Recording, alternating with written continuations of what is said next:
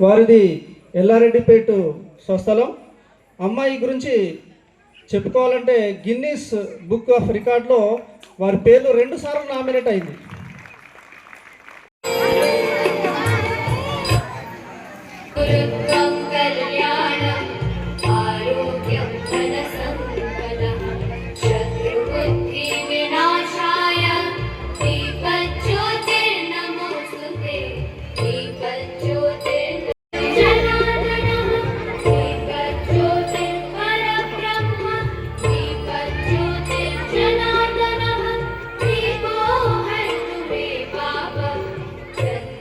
పూర్వ ఉపాధ్యాయులు శ్రీమతి నీలవేణి మేడం గారిని వేదికపైకి ఆహ్వానిస్తున్నాం. అదేవిధంగా రాష్ట్రీయ స్వయం సేవక్ సంఘ్ జిల్లా సహసేవా ప్రముఖమైనటువంటి దాసరి గంగాధర్ గారిని వేదికపైకి ఆహ్వానిస్తున్నాం. జ్యోతి ప్రజ్వలనకు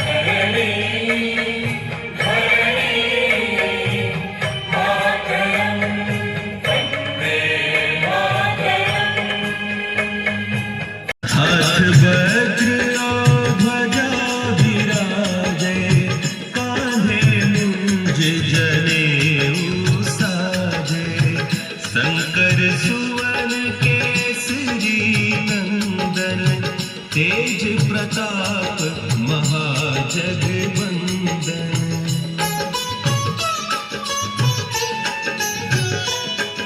ఎవరైతే నిల్చున్నారో ఇంతకుముందు మీకు ఏదైతే ఎక్కడైతే ఆసీనులు అయ్యారో అక్కడికి వెళ్ళాల్సిందిగా కోరుతున్నాం, ప్రార్థిస్తున్నాం.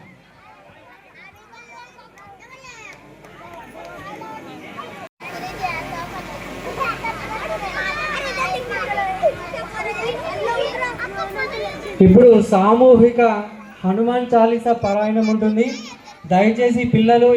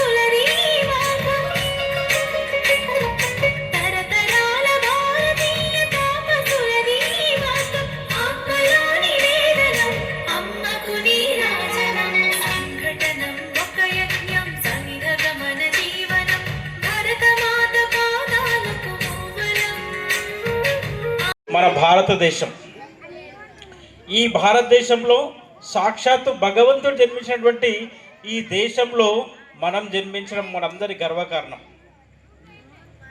మరి అంత గొప్ప భూమిలో జన్మించినటువంటి మనము ఎంత గొప్ప వాళ్ళమో మనం ఆలోచించుకోవాలి. మరి ఇంత గొప్ప భూమిలో జన్మించినటువంటి మనము అనేక మందికి సహాయ సహకారాలు చేస్తూ సర్వే భవంతు సుఖినః సర్వే సంతు నిరామయ సర్వే భద్రాని పశ్యంతు మా కచ్చిత్ దుఃఖ భాగ్ భవేత్. అంటే ఈ దేశంలో ఈ భూమి మీద ఉన్నటువంటి కేవలం మనుషులే కాదు, సమస్త జీవరాశులన్నీ కూడా బాగుండాలి, అందులో నేనుండాలి అని కోరుకునేటువంటి జాతి ఏదైనా ఉందంటే అది హిందూ జాతి. ఆ జాతిలో ఉన్నటువంటి మనము ఎంత గొప్ప వాళ్ళము. కేవలము నేను మాత్రమే బాగుండాలి అనేటువంటి కోరుకోదు హిందుత్వము మనతో పాటు చెట్టు పుట్ట సమస్త జీవరాశులు బాగుండాలని కోరుకునేటువంటి గొప్ప జాతి మనది. అందుకే ఈ దేశంలో మనము మనుషులతో పాటు అన్ని జీవరాశుల్ని కొలుస్తాం. పాముని కొలుస్తాము, పక్షుల్ని కొలుస్తాము, చెట్లని, ప్రకృతిని కొలుస్తాము. ఇప్పుడు అనేక మంది అంటున్నారు ప్రకృతి ఉంటేనే మనం ఉంటాము అనేటువంటి విషయము, పర్యావరణం యొక్క ప్రాముఖ్యత గురించి ఇప్పుడు బోధిస్తున్నారు. కానీ మన పూర్వీకులు ఎప్పుడో ఈ విషయాన్ని గ్రహించి వాటన్నిటిని మన సంస్కృతిలో జోడించారు. పండుగల పేరుతోని అనేకమైన కార్యక్రమాలు పెట్టారు. ఈ జీవరాశులన్నింటినీ కూడా పూజించమని చెప్పారు. ఎందుకు? అవి ఒకదానితో ఒకటి అవినాభావ సంబంధం ఉన్నటువంటివి. అవన్నీ ఉంటేనే పర్యావరణం సమతుల్యతగా ఉంటుంది.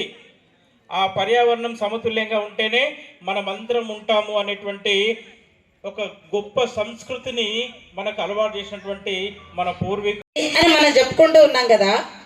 మరి ఎలా ప్రపంచంలో గొప్ప దేశంగా పేరు పొందింది అంటే మన దేశంలో ఉన్నటువంటి కుటుంబ వ్యవస్థ. ఈ కుటుంబం అనేటువంటిది ప్రాచీన కాలం నుంచి భారతదేశంలోనే ఉంది. ప్రపంచంలో ఏ దేశాల్లో కూడా లేదు. అందుకే ప్రపంచానికి భారతదేశం ఆదర్శవంతమైనటువంటి దేశంగా నిలబడింది. మరి ఒకప్పుడు మన భారతదేశంలో మన చుట్టుపక్కల మన ఇండ్లలో కావచ్చు ఉమ్మడి కుటుంబాలు ఉండేవి. అవునా అండి? అవునా కదా? చెప్పండి ఒకసారి. ఉమ్మడి కుటుంబాలు ఎవరెవరు ఉంటారు? చెప్పండి, ఎవరెవరు ఉంటారు? అమ్మ, నాన్న, తాత, నానమ్మ, అమ్మమ్మ, పిన్ని, బాబాయ్, అత్త, మామ అందరం ఉంటాం కదా. కానీ ఇప్పుడు ఎలా ఉన్నాం? అమ్మ, నాన్న, ఇద్దరు లేక ముగ్గురు పిల్లలు, చిన్న కుటుంబం, చింతలేని కుటుంబం. ఇది తప్ప కాదు. ఎందుకంటే ఒకప్పుడు అందరం కలిసి ఒక దగ్గర జీవించడానికి జీవనాధారం ఉంది, ఈరోజు లేదు.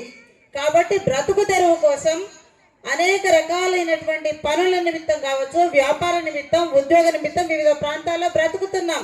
తప్పేమీ కాదు. కానీ ఎక్కడ ఉన్నా మనం పుట్టినటువంటి జననీ జన్మభూమిశ్చ స్వర్గాదపి గరీయసి, మనం పుట్టి పెరిగినటువంటి ఊరు, మనకి ఆహారాన్ని ఇచ్చినటువంటి మన ఊరిని మనం ఏ రోజు కూడా మర్చిపోకూడదు. అలాగే మనకి జన్మనిచ్చిన మన తండ్రులని, తల్లులని, వాళ్ళ పూర్వీకులను కూడా మనం మర్చిపోకూడదు. ఇప్పుడు ఒక చిన్న మాట అడుగుతాను మిమ్మల్ని.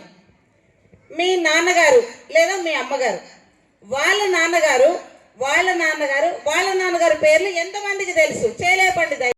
వాళ్ళ కష్టాలు పెట్టినాయి మనం గుర్తు చేసుకుంటే మనము మొల్ల చేసుడు కానీ, అలా చేసుడు కానీ, కందూరు చేసుడు కానీ ఇవి మానుకోవాలి. దర్గాలకు మొక్కుడే కానీ మానుకోండి. మనకు అనేక దేవతలు ఉన్నారు. ఇంటిని మైసమ్మ నుంచి పట్టుకుంటే అడవిలో పెద్దమ్మ దాకా ఉన్నది. ఇంటి పక్కపడి నరసింహ గుడి పెట్టుకుంటే శివలింగం గుడి దాకా ఉన్నది. గంగ గోదావరి దాకా మాత్రం కాశీ గయ దాకా ఉన్నది మన హిందూ ధర్మం. మన హిందువులందరినీ మాయమాటలు చెప్పి ఏం చేస్తున్నానంటే స్కూళ్ళల్లో నువ్వు బొట్టు పెట్టుకోవద్దు, నువ్వు బొట్టు పెట్టుకుంటే మాకు తీసుకొని రావద్దని పామంది ఆరమూరులే ఆడి పిల్లల్ని కానీ అమ్మగారిని కానీ బాగా తిప్పలు పెట్టిండు. అయ్యప్ప మతం వేసుకున్న మాలేసుకున్న పిల్లలను ఒంటి మీద బట్టలు నడిపించి పరీక్ష రాపించే ప్రయత్నం చేసిండు. అప్పుడు మాకు తెలిసిన బలపరే మతం ఆరుగురికి పోయి వెంటనే మతం హాస్టల్కి పోయి ఎందుకు మొత్తం బట్టలు నడిపిస్తావు నువ్వు అని 20 మంది సాములను తోలుకొని పోయి ఆయన బాధకు దొరికేసి పరీక్ష రాపించాం.